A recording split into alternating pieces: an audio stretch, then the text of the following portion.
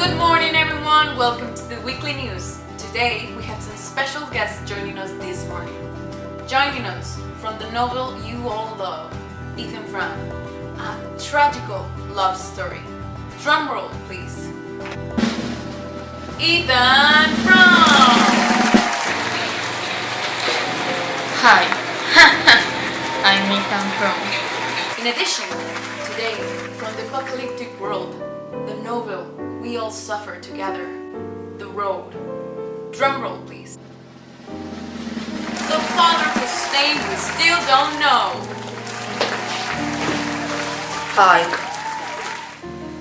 Today, we'll learn how they felt in their journeys and what influenced their authors in the creation of their novel. Anyway, for those who still don't know what novels we're talking about, we're going to have a little summary from each of our guests. So, starting with Ethan Frome. Give us a quick summary. Thank you for inviting me. It's a great honor to be here. The book where I appear, called The Same as Me, is about my life. I was not very happy with my wife, Sina. She was always telling me what to do, and I was not happy. I felt like I was a slave. She was always telling me orders until Maddie came. Maddie was like a flash of happiness. I was really happy with her. Oh wow, what a tragic story between the three of you. Of course, when we hear about Sina, well, most of us would have done the same thing you did. Right. Now let's hear it from The Road. Thank you. It's a pleasure for me to be here. I have been waiting to finally get out of that apocalyptic world. I can imagine. But please, tell us about the book. Well, The Road is a book of how an apocalyptic world would look like. My son and I were always trying to survive. There were times when we didn't have any supplies, and others when our things were stolen by other survivors. However, our goal was to reach the south because there was supposed to be a refugee camp there. Throughout the novel, readers can see how people lose their humanity because of the apocalypse. I can't imagine how frustrating it was to live in those conditions. Yeah, it was very difficult. Thank you for being so open to us. Now, let's continue with a personal interview with Ethan Frome.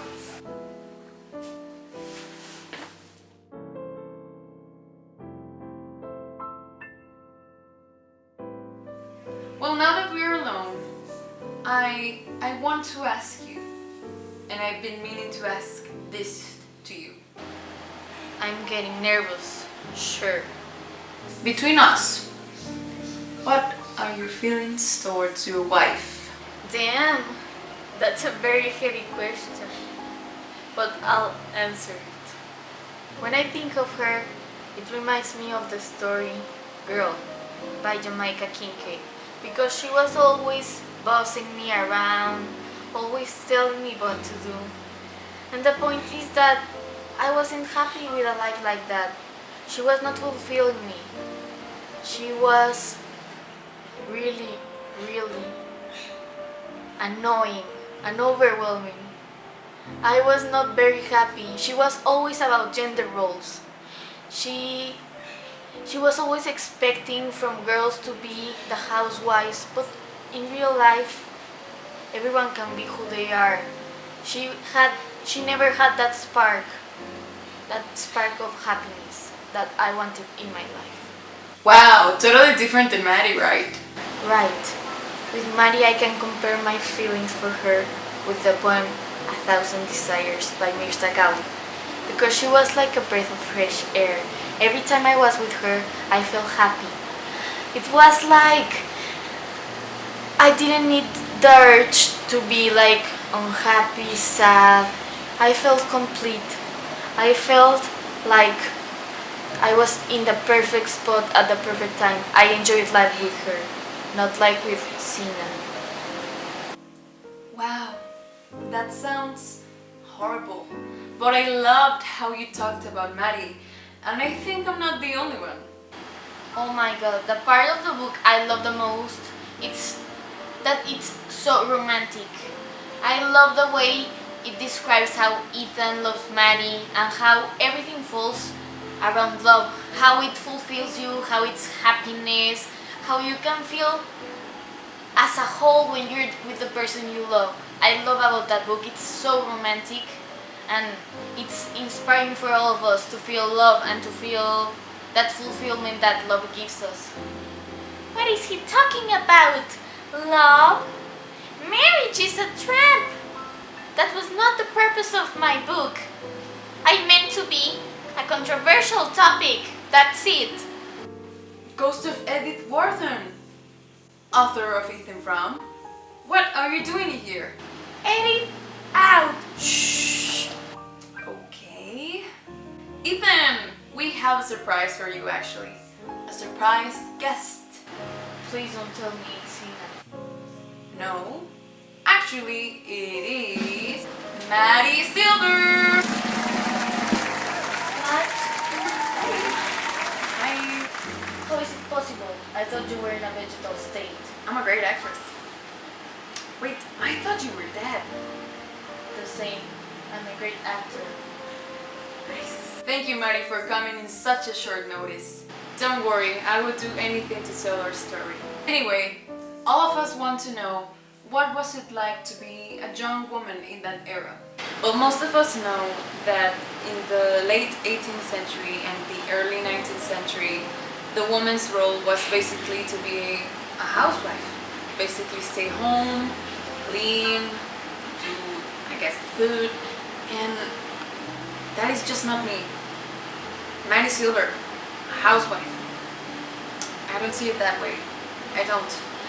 And I feel like society pushes us to be part of this gender role. And it's kind of like being a slave, right? Like a slave. Wow, that seems so similar to your story, Ethan, when Sina treated you like a slave. Exactly. I think of all those years of oppression, controlled by another person. That is how I felt with Sina. Hush. We're free now. We are free. Anyway, thank you so much for coming. How did you guys feel? Thank you for inviting me. It was a great honor to be here tonight and tell my story to all of you. Yeah, thank you for inviting me and allowing me to tell my story. Anyway, we should go. Let's go. Aw, what a cute couple. Anyway, thank you for coming. Now let's move on with the father whose name we don't know. From the rope.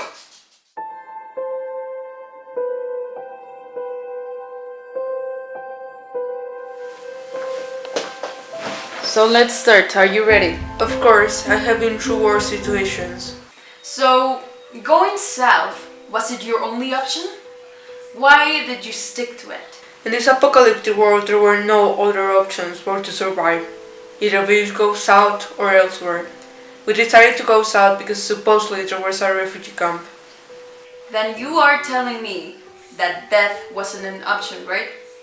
It was for some of the characters, such as my wife. But as a father, I needed to protect my son the best way possible. Killing outposts wasn't a situation I wanted him to have. I see. Parents will always be willing to do anything for their children. Exactly. I need to be a role model for him. You remind me of the story Father's Love by Basav Ghosh. Do you know why? Actually, I think I do. I read the story a long time ago. It is about how a father asks his grown-up child about a role, right? That's right. That is why you remind me of that story.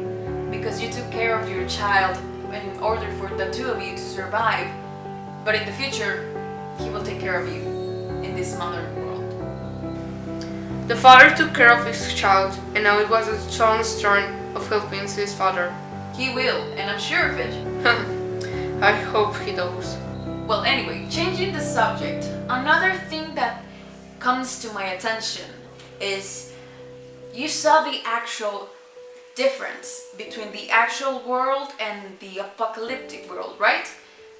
What difference was the most impacting? Like you just said, I was able to see how the world was fading. It all happened so fast. One day my family and I were just happy in our house, and the next thing I remember is seeing fire through the window at night. Then everything was gone. There were no more states, governments, stores, economics. It was like if the human species was starting from zero. But people kept dying. The worst part of all is that people started losing their humanity. They had no more empathy. They didn't realize the real purpose of life because they were too focused on surviving. That must have been really frustrating for you. And for my child. Have you ever felt this way again after the book was published? After going out of that apocalyptic world? Actually, yes. I went to this artistic exhibition full with paintings, sculptures, writing, and many other works. I read a poem named The Year 2100 by Jasmine Macintyre, and it shows a similar situation to the road. Really? Why would you say that? Well, first of all, the poem starts with the year 2015. It talks about the world's problems such as war, crime, deaths, and many other things. But as the title says, doesn't it take place on the year 2100? Yes, after outlining the negative things of 2015, it continues with 2100. In this new year, life has completely changed. We have entered the new end of the world. So let me see if I understand.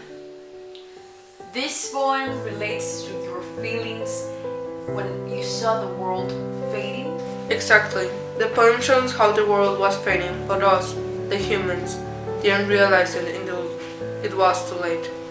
One of its lines even says, 2015 was the beginning of the end of the world, and then outlines for the actual year.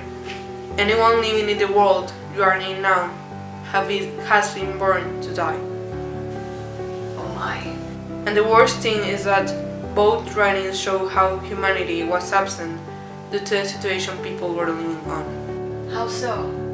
The poem says things like, everyone has lost the sight of themselves, or I'm sorry for the loss of yourself. This thing shows how humans lost their humanity, just like in the road when they became carnivals. Did you mean cannibals? Yes. Okay. Was this poem the only work you could relate to the road? No. I also saw this painting named The Storm Arrives by Klaus Engels. It reminded me of those days where there was no more hope. I got paralyzed because it is able to transmit pain with so much intensity. Its red color, which is the only one used, reminds me of the rainstorm, but the worst part is that it actually interprets darkness. Wow, I am speechless. Now that I see the painting, I can actually relate your feelings and your kids' feelings during the apocalypse. The feelings are worse when you actually live in a world similar to the painting. Or in a situation where people suffer. Right, now that you mention it, there were some events that happened while the book's author, Cormac McCarthy, was writing it. I think they had an influence on the story. Like negative events? Yes, well, one of them can be interpreted in many ways. Which ones are they?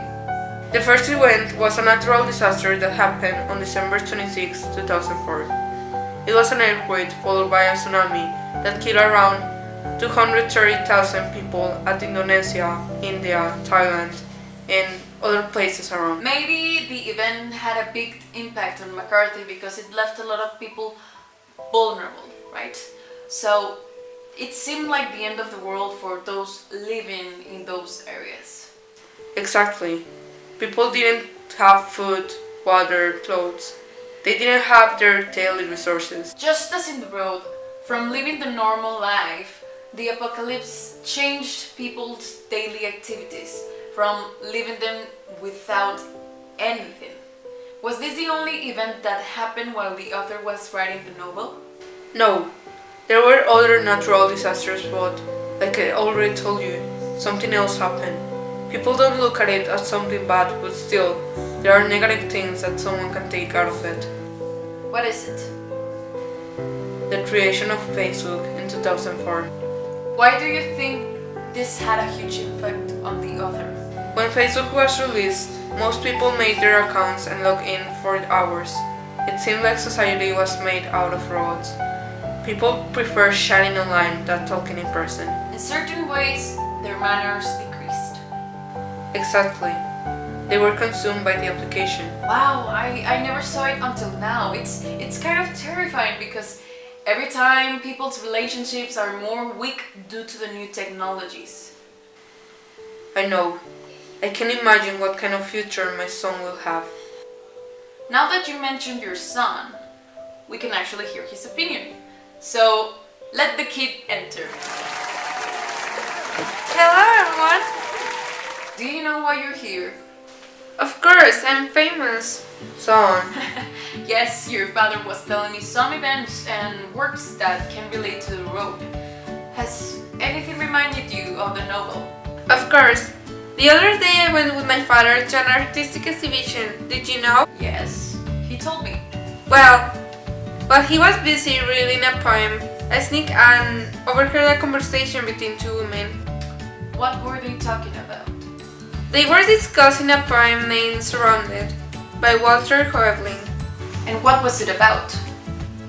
It talks about how people try to change the world, but even though humans put their best effort, they can never stop the world's problems. Why did it remind you of the road?